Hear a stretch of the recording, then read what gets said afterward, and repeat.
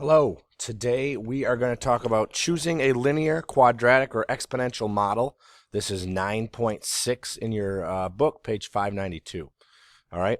So what the goal today is we are going to be able to look at either ordered pairs or a table of values, which are the same thing, but they just look a little different. And we are going to choose what type of function that information is modeling. So it's either linear, exponential, or quadratic. And then the last thing we're going to do in this video is show you how to make an equation from that data. So you have to decide whether it falls into this category, or this, and then we're going to write an equation from that data. All right. So very important that you recall linear functions are written in the form y equals mx plus b, and that is a line just like that, straight line. Quadratics are written in ax squared plus bx plus c, and they are parabolas. Just so you know, though, the equations we're going to be writing are just going to be equations that are y equals ax squared, so that'll be a little easier for us. And then exponential is kind of this ramp-looking line, and it's a times b to the x. All right, so you're either looking for a straight line, a parabola, or this exponential line here. Okay, so let's get started. Now, in your book, it goes over how to determine what each function looks like from a table of values. So what I'm going to do, I've kind of shortened it up for you. I'd like you to copy this down. All right, and it would probably not be a bad idea to maybe do a quick sketch of these equations and what their lines look like for your refresher. Okay, so in a linear function, what we're looking at is we're going to be looking at the y coordinate.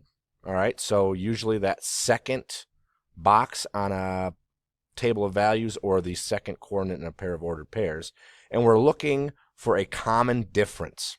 Okay, and what I mean by that is notice from this table here that as we move down the y side of our table of values, it increases by 4 every time. That is a common difference, and when you see that, that makes a linear equation. And notice and I want you to keep in mind, when I talk about the y coordinates here, we're assuming that the x is increased by the same amount. So in this case, it's 1. All right, so we don't want to have an x set of values that increases by 1 and then 3 and then 7. You want something that's consistent. All right, but that usually is the case. So we're really looking for in this case a common difference. So this one increases by 4 every time. That will tell you it's linear, and then that will help you write your equation. Okay. If it's exponential, again, you're looking at the y coordinate, and we're looking for a common ratio. All right. So are we multiplying the y side of the table of values by a number every time to get the next one? And I'll show you, there's kind of a nice way. It's a little easier to work backwards in the ratio, but you can see, though, if we take 1/9 and multiply it by 3, we get 3/9, which is 1/3. If we take 1/3 and multiply it by 3, we get 3/3, which is 1. 1 times 3 is 3, and 3 times 3 is 9. So we have a common ratio here. All right, and that tells me that it's exponential. So when I write my equation, I'll know where to start. And then the last set we're looking at is quadratic. All right, what we've been working with for the last month now. We're looking at the y coordinate, but now we're looking for a common second difference.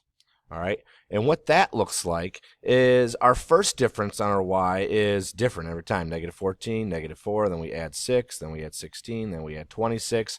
But you can see that their second differences are adding 10 every time. And when you see a common second difference, all right, so I'm looking at my difference here and then seeing, oh, there's nothing in common and there's no common ratio.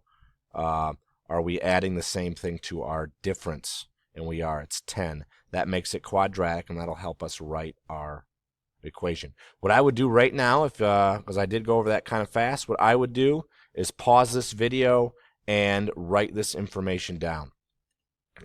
This is the key to it. If you can understand essentially that it's linear, exponential, or quadratic, and how to determine that, you really got the rest of this stuff's pretty straightforward. All right, so let's take a look at how to write an equation once we know what category we're in. Okay. So, writing a linear equation. This is that same snippet of the one that was on our chart there.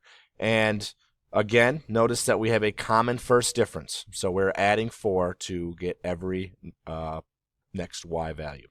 All right. So what we're going to do is we want to find the slope, and the slope is the change in y over change in x. Notice that the change in y is 4, the change in x is 1, so my slope is 4.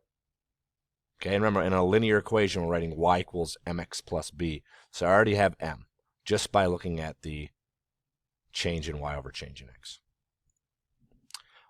This one was very nice. They gave us the y-intercept because it gives us 0, which tells me I'm on the y-axis.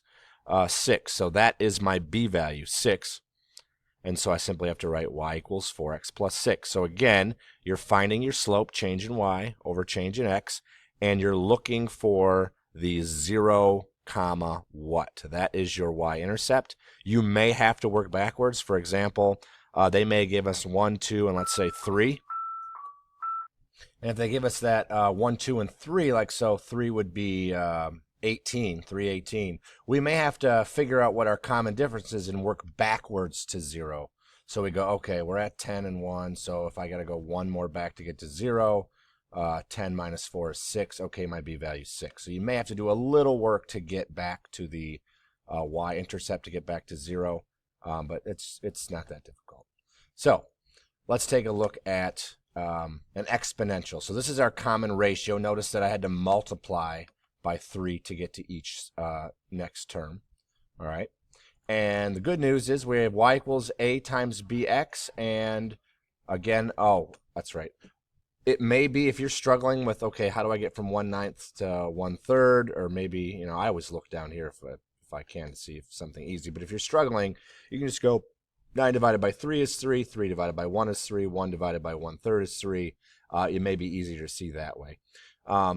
And your common ratio, so this 3 here, is your b value. So you would just plug that in. All right. And your 0, again, just like the y-intercept, your initial value is wherever we're at x is 0, which in this case happens to be 1. All right. And again, you may have to work backwards to get to that. That's your a. You plug those numbers in, and there's your exponential equation. All right. Let's take a look at our quadratic. So remember, our quadratic has a common second difference. So all my differences have a common difference of 10. Okay. And what I want to do here, we're just going to stick with this for when we have to write an equation for a quadratic, so it's not going to get too crazy. All right. We're going to use a point other than 0, 0, which is not the case here, but I'm going to use 1, -2, and I'm going to plug these values into this equation. So I'm going to put -2 for y and 1 for x. That's a good one to pick, x1, because then it's very easy to find the a value. Essentially, all we're doing is looking for the a value. So I plug them in. Nothing to solve here because 1 squared is 1, and dividing both sides by 1 still gives me -2. So my a value ends up being -2, and that is the equation for this quadratic function. All right. You may not always have the option to use x as 1, but it does help. That might be a little note you want to make for quadratic equations. All right, so again, you're picking a point other than 0, 0. That's not a point here, but it could be, so be careful.